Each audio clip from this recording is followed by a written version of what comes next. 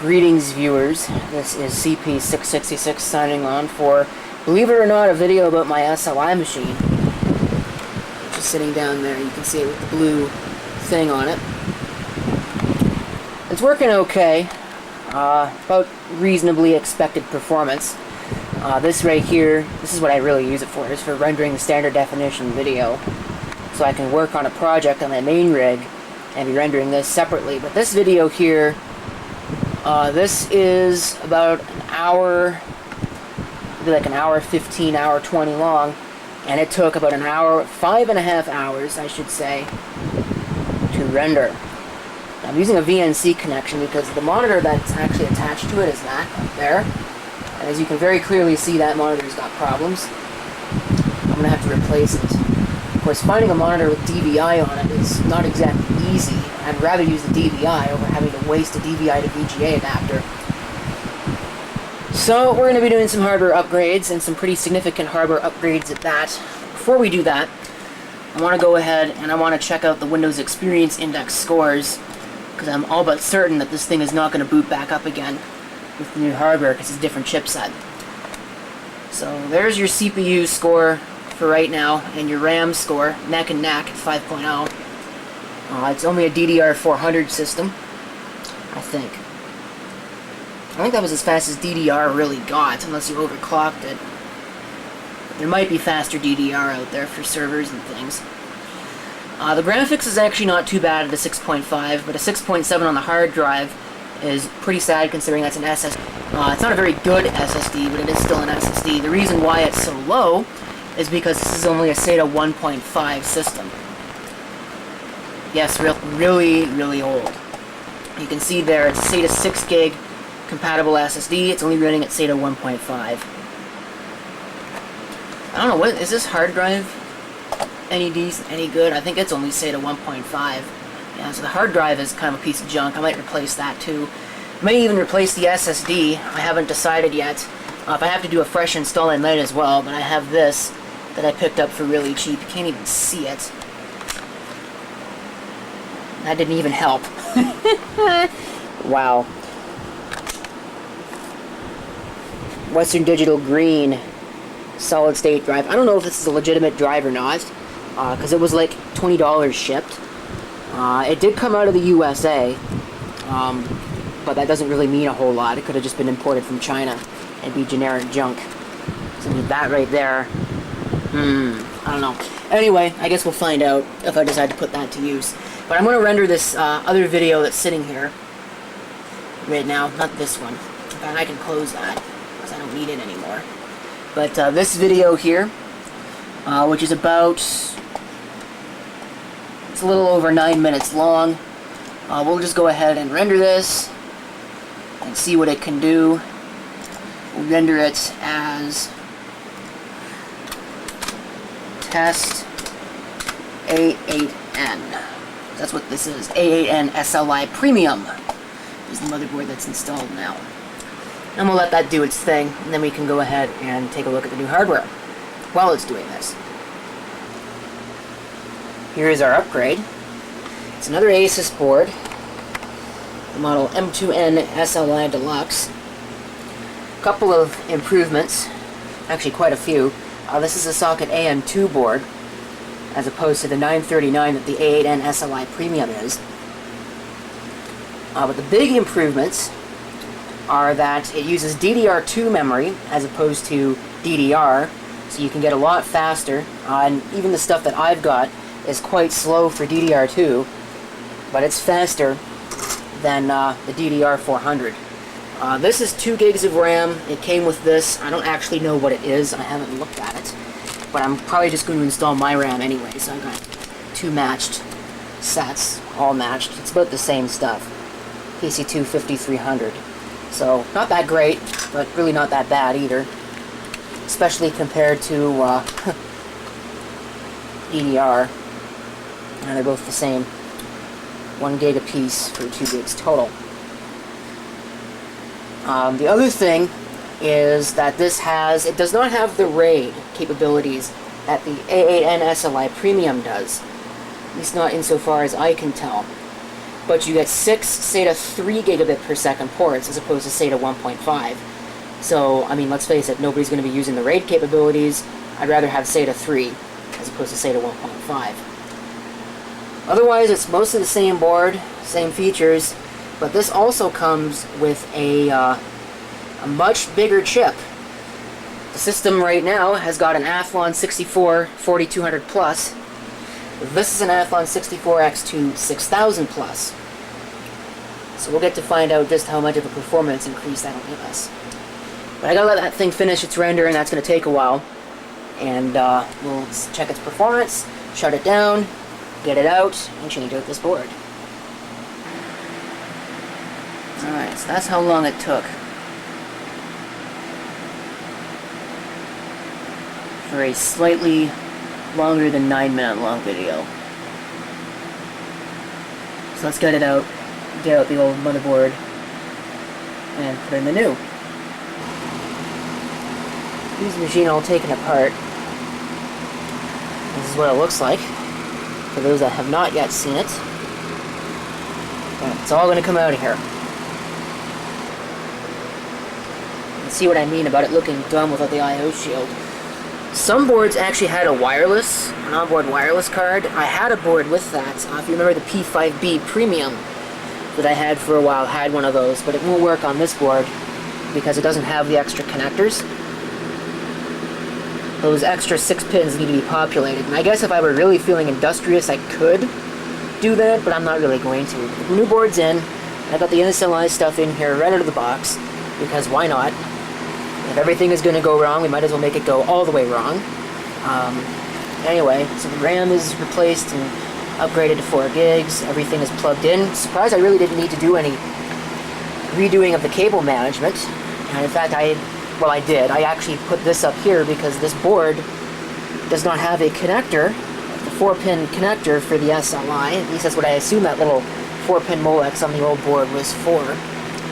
But let's go ahead and hook this thing up and see what all is wrong. You ready for this?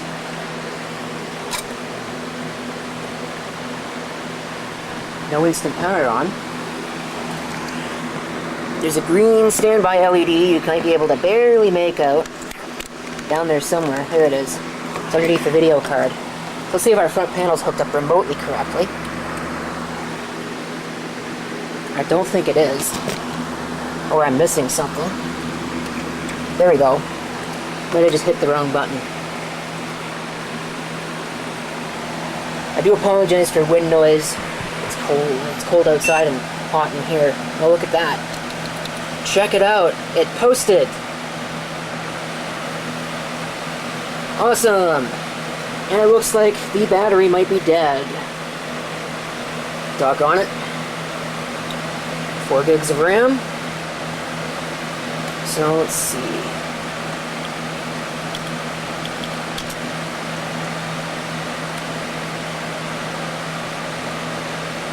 I don't know how correct that is. It seems pretty warm. But it is working. So I'm going to set all of this to my liking, and we'll see if Windows will start. I'm not going to keep my hopes up, though. Alright. Save configuration. Big AI Lifestyle M2N SLI Deluxe.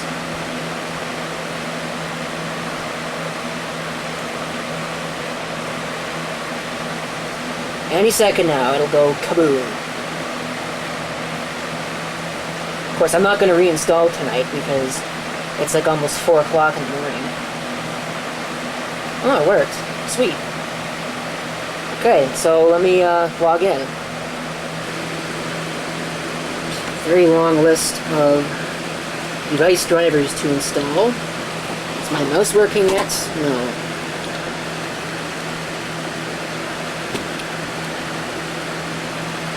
Waiting for my mouse to load. Did see the 8600 GS, so how much is good.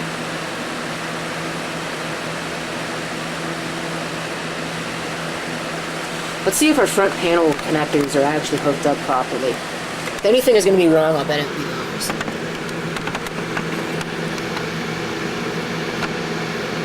I think the hard drive is backwards. Doggone it. Thought I got it on the right way, but I guess it's backwards on the connectors. I'm going to have to fix that. Of course, I don't know if I really can fix that, because I think the video card's going to be in the way. And this case is kind of difficult to put the cover back on. Decisions. Well, I'll come back once it's decided to install the drivers. Okay. SLI is back on. So we'll go into here. See if it booted my activation. Yeah, it booted my activation. So I don't know if it's even going to reactivate. It might get upset with me.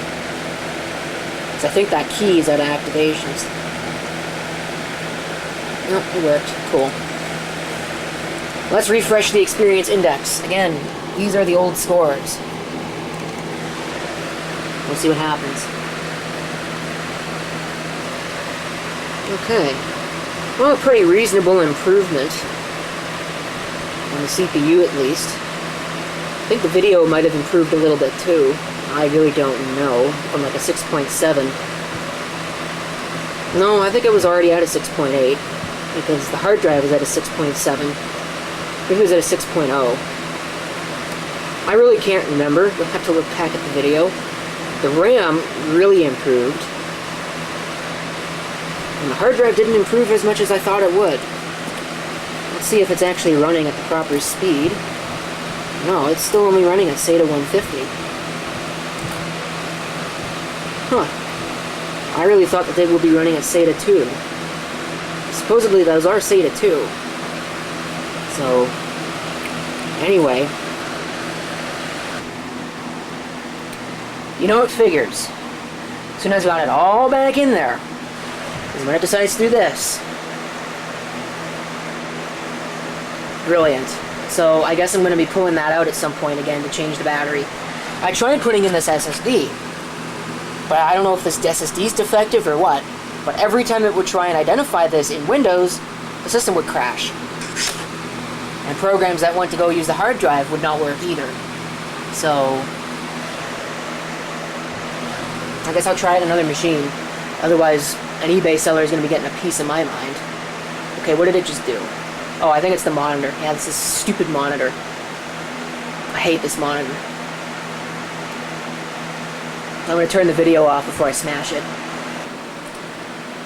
Okay, well, the plot thickens. I had to change the SATA port that the primary hard drive was plugged into because it kept disappearing off the SATA bus. So I'm starting to wonder if there's nothing wrong with that SSD. And what's actually wrong is the port on the motherboard is bad. Wouldn't surprise me. But everything seems to be working. And of course, I now don't remember which project I had open. I'm pretty sure it was this one. We'll see if it'll actually open. And while I was busily getting pissed off with the computer, of course, and somebody's probably going to ask, did you really smash that monitor? Yes, I did. Because I was trying to get that thing to boot, and monitor started flashing on and off, and that was the last straw. That's why I hide the hammer, so things like that don't usually happen. But, it doesn't matter, that monitor's a piece of junk anyway. Going in the junk pile. So I don't know if this is going to actually work, or what. Why is it not opening? Okay, I had to reinstall the whole program. Apparently changing the CPU is enough to break everything? Sure. Anyway, so let's see if I actually have my stuff intact, because I did have to uninstall and reinstall. I don't seem to have remembered most of that. So, I'll call this test-m2n. I forgot how long the last one took. I think it was like 23 minutes or something. We'll see how long this one takes. Already it seems to be a whole lot faster. But we'll see. I'm very, very impressed. I managed to get that done in 13 minutes. That's like almost a 50% increase. in performance. That's really good. I like that.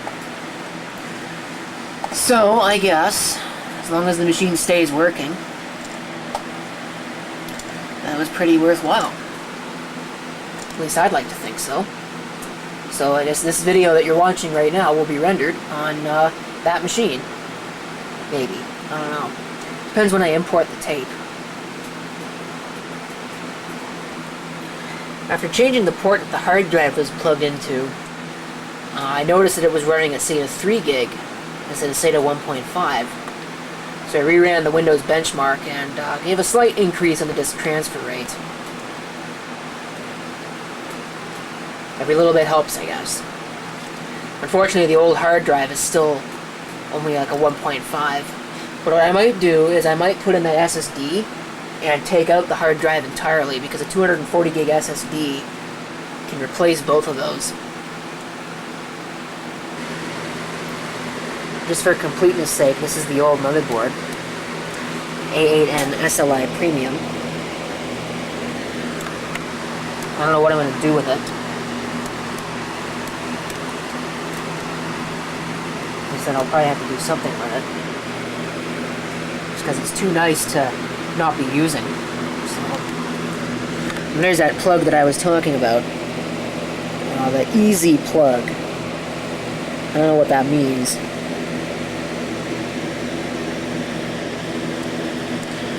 But, everything's working on the new machine now. Except for the monitor, of course, which I broke. Oh, it's a piece of junk anyway. So it doesn't really matter. We're going to have to replace it. It just means that I have to replace it sooner. Probably that's a bad thing.